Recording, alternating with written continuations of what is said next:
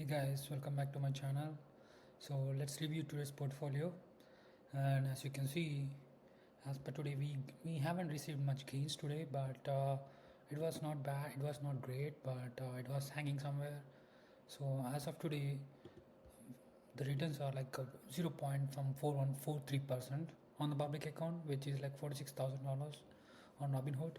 So as you can see here, $198 we gained today. The total return was 30%. It was same as yesterday. So I made some calls today, and today I sold Roku. I sold the stock Roku because it. I was thinking to have this stock for a long term because Roku is one of the brands which sells for very low price all the TVs they sold. It's not only the TVs, they also have their own software. Imagine like if you have almost some 100 million users, active users, which are using your software every day, and you're projecting your ads, and at the same time you know what they're watching every day, you can sell that data to any other X companies. So that means it's a good business, and they also have a physical product, and they also have services they are doing. So it's a good company as per my knowledge. But I feel like there are better opportunities other than Roku. So I sold Roku and I bought Salesforce today. uh, I had a Roku somewhere around $300 some worth of Roku, but I bought Salesforce today with that money. I bought uh, Salesforce today. At the same time, I sold T-Mobiles, which is AT&T, and T, and in my Fidelity account. So these are the two calls I made on the on our both portfolios. Let's come to this investment retirement portfolio. We got 1% gain almost close to, which is like $100. So the total return was $327. So 3.62. I started this portfolio 1 month back. So within 1 month we received 3% gains, which is not bad. And if you see the total returns just for today, the Elf stock, which gave 1% return, Fubo gave 1% return, Meta gave 4% return, close to 3.5% return. Nike still remains same, and Reality still remains same, and MicroStrategy I lost 1.26%. Uber it's going up like 0.34%, and if you see the total gains within 1 month, Elf I got like 15% return, which is really great, and I was expecting this stock to climb up to $120 because this Elf is like too much volatility. It will go down very fast, it will go up very fast, so we don't know when it's going to go up, when it's going to go down. So you just have to have some patience. And recently they had a new company, they acquired a new company which is Justin Bieber's wife, Hailey Bieber. So she started a brand, and they bought this brand, and those numbers is going to reflect in Elf financial balance sheets. So hoping it meets investors estimates, and it will climb up to $120 within no time. So trust me, Elf is going to climb, and Kava is going to climb. So as of now, $54 this stock, but this will climb up to $120. And these are the two stocks that will, you can expect more than 50% return within 1 year, in the span of 1 year. At the same time, MicroStrategy hold a lot of bitcoins in their balance sheet. So if Bitcoin is going down, MicroStrategy is always go down. If Bitcoin is going up, MicroStrategy always go up. So from last 1 year, MicroStrategy haven't given any returns, but hoping some good returns in the next couple of years. But if you see the Bitcoin, which is being so much stable, I don't know. Surprisingly, I thought it should go. I thought when Bitcoin was going down, it will go at least 60,000 or maybe 70,000 somewhere around. But it went down to 84, and it got picked up, and again it went down to 85 and it got picked up. So that means Bitcoin is showing some stability around the market. So if you see last 6 months chart, the average price it was trading around was 95,000, I would say 95,200, in between this. So support would be 95, resistance would be 100,000 something. So and I believe the Bitcoin will reach almost 150 to 180k by end of 2026. If it is going to too good, it will reach 200 to 250k by end of December, and Bitcoin is going to be $1 million each coin within no time.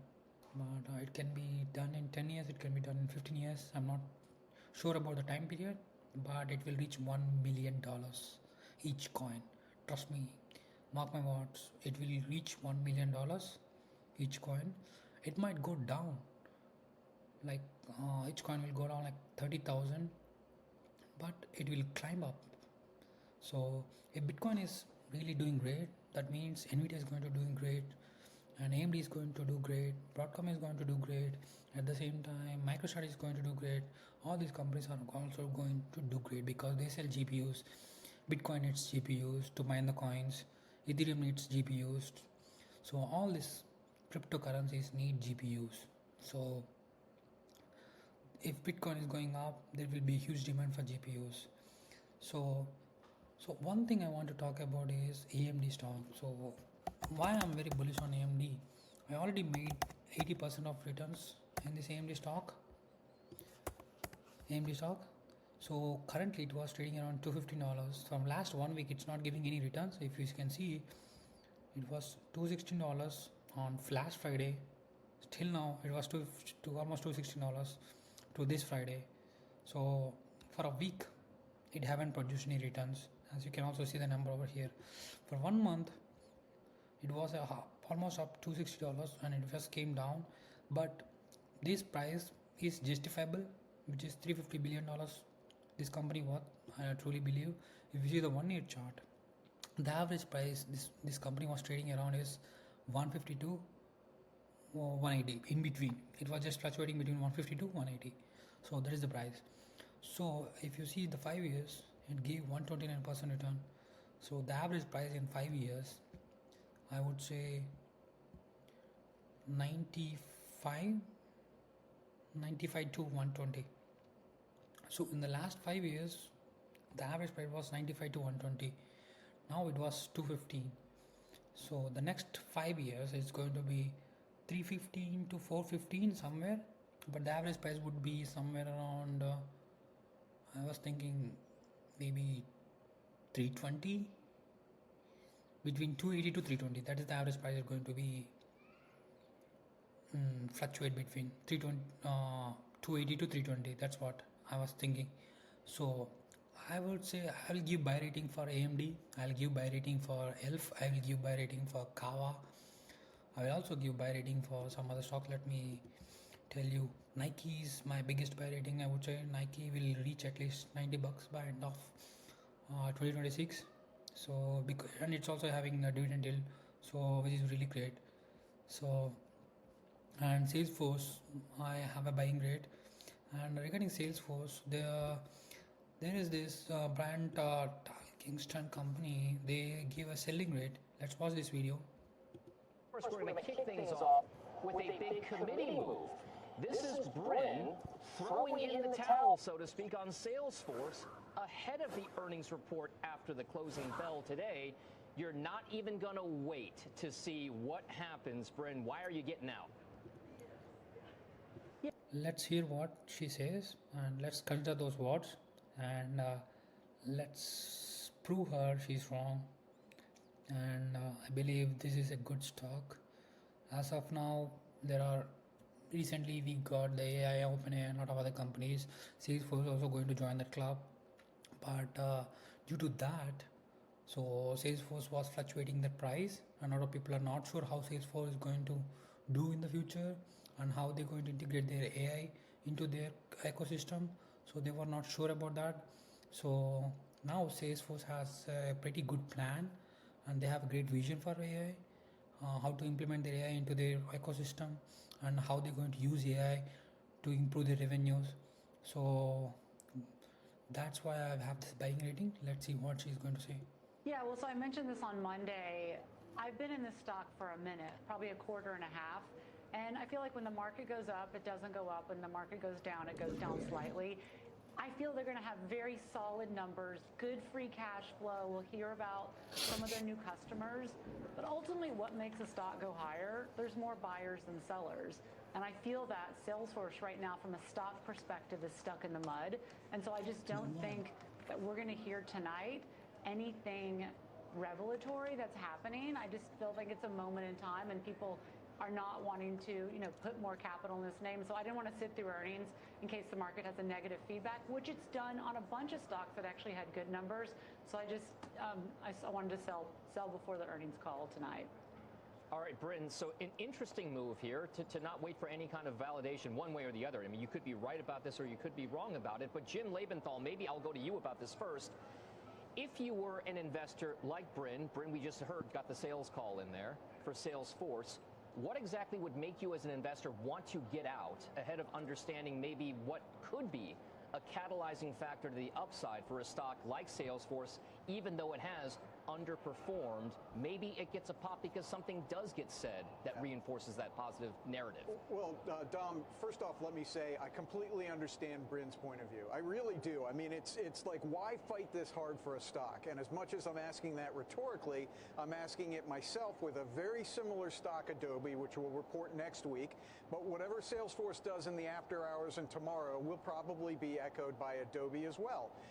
And basically what we have here, and I'm staying with it for now, and the reason that I'm doing it is because there is a strong disconnect between the operational results at Adobe and how the share price responds. Now, I think Bryn phrased it excellently, more sellers than buyers. That's been the case with both of these stocks and many in the software space.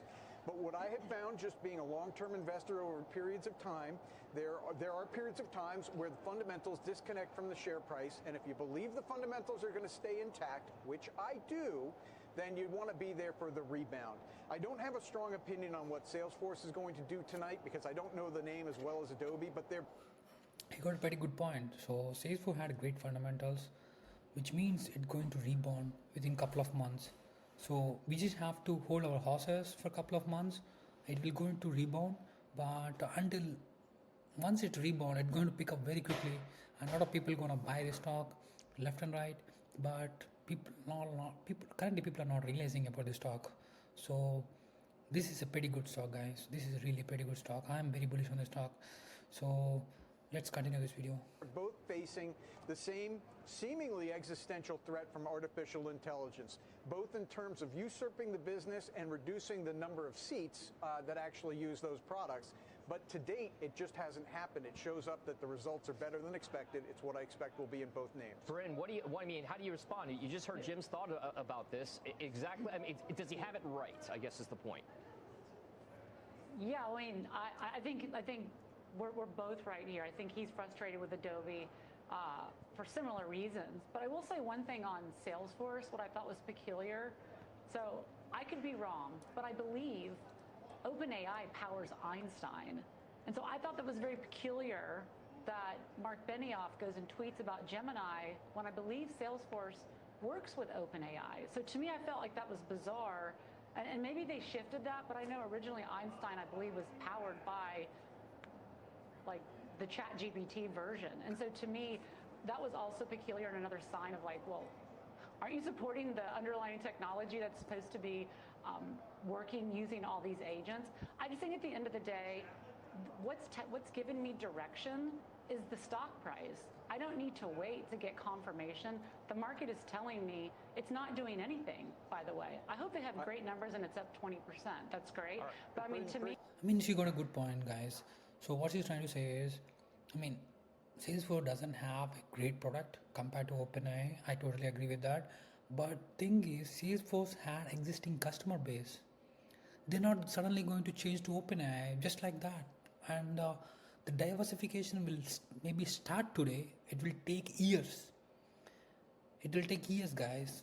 So when it's come to these companies like Salesforce, SAP, there are a lot of companies like Coca-Cola or PepsiCo. These companies use SAP, right?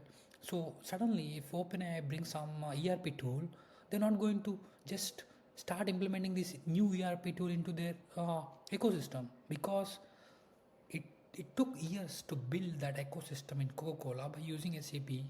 It took years to build PepsiCo to build this SAP ecosystem. Suddenly, there is a brand new software from OpenAI, which is really great, better than SAP. It could be, but still, they're not going to implement just like that. They might, let's say, Coca-Cola or PepsiCo have like hundreds of thousands of plants, right? So if they have 1,000 plants, they might add OpenAI ERP tool to 1 to 2 plants, and they try to do some testing, and then after this, if they like it, they start doing implement to other plants. That's how business works. Like with the same thing, like with the Salesforce, there are a lot of existing companies use Salesforce technology, and if suddenly there is a new technology in the market which is OpenAI, they're not going to use just like that. It'll take years to implement, to get into that ecosystem, to make sure everyone understand what they're doing, everyone understand how it works. So it'll take years. It's just not going to happen just like that. So that's why I'm very bullish on Salesforce. In the meantime, if OpenAI builds some agents better than Salesforce, but this meantime, Salesforce might catch up. Not might catch up, it's going to catch up. That's what I'm sure about. It's going to catch up. Once it's got catch up, the existing customer base is not going to leave Salesforce. They're going to stuck with Salesforce. And that's the reason I'm bullish. She might be right about the stock price. People are selling this stock, not buying the stock. And when market is going up, the stock is not going up, it's going down. When market is going down, it's going down. So the only thing the stock is happening, it's going down, not going up, which is good for the real investors like me, like you, or like someone else, because they see this company for a very long period of time. They're not seeing she want to make money within in end of the year, because her clients is expecting to make money. So if she's not doing that, she can't say to her clients, say that, hey guys, I have some companies which is not going to give return this year, but you can expect these returns in next 5 years. How that sounds like? Do you really put your money? No, right? That's why she is giving a sell rating, and that's why she is selling the stock. But in reality, this is a great stock. And Adobe is also really great stock. I would like to buy Adobe, but right now I have a lot of companies in my plate. I don't want to expand more into more companies. Whatever the companies I'm currently holding, which are really great, and I'm going to hold them for a long period. These companies I'm going to hold for a couple of them for 5 years, couple of them for 10 years, couple of them for 1 year. So if I'm going to sell some other stock, I want to add a new stock to my portfolio, then I would like to keep Adobe in my watch list. And when the time comes, I will buy Adobe. But right now, I'm not going to buy Adobe. I'm stuck with Salesforce. That's what my belief. So watch this video if you guys want, understand what's going on. But the other guy, he really got a great point about Salesforce. They got great fundamentals, and recently Salesforce gave their uh, beat the investment estimates, so it's really going to do great. And yeah, if you want to watch this video, it was a really great video to understand about this stock. Yeah, let's talk about AMD, and also let's try to understand how AMD works, right? So if Nvidia got a new chip into the market, at the same time AMD got a new chip into the market, if by any chance AMD beats Nvidia chip even 0.001%, then this stock is going to be skyrocket. That's for sure. I can give you one example which is already existed, right? So Google was Nvidia, right? Recently Google was going skyrocket compared to Nvidia. Google almost reached out $3.5 to $4 trillion market. It was trading somewhere $1.5 trillion within like 3 months back. Now it's trading around like 1.5 to $2 trillion with 3 months back. Now it's trading around 2.5 to 3.5 trillion, right?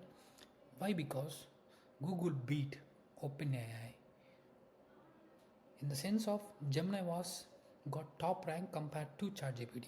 Due to that, and at the same time, Google have their own chips which will help to train their AI. It's specifically used to train AI.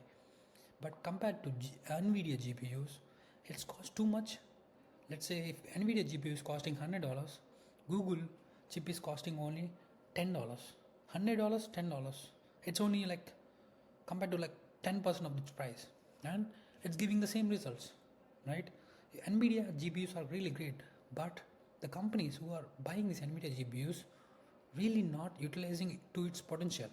So due to that, people is going to buy Google chips instead of Nvidia chips. That's the reason. And same thing is going to happen to AMD. AMD chips are cheap, but it's going to do the great job. If you want to train only one model, and you don't need top GPUs, you just need a GPU which can really helps to trade this, which can really helps to train this AI model. Not that is enough, right? So in this case, by any chance, if AMD gets a new chip into the market which beats Nvidia, then this stock is going to hit to $1 trillion within no time. That's why I'm very bullish on this. I already got 80% of the return on this stock, so I'm gonna hold my horses for next 5 to 10 years. So let's see how it's going to play. Because if you observe, the stock gave almost 1300 return. It was $8 in 1998, and until 2016, it still remained the same price. 2016 to 2025, 2 decades. Sorry, 1 decade. 2016 to 2025, it's 1 decade. In 1 decade, it went from $8, $10 to $200. Just imagine. In this meantime, what happened? It beat Intel. Nothing else. It didn't beat Nvidia. It just beat Intel. In beating Intel, gave this stock from $8 to $200. Beating Nvidia will give this stock to 200 to, I don't know, you name the price, maybe 600, maybe 800, who knows. That's what I was believing.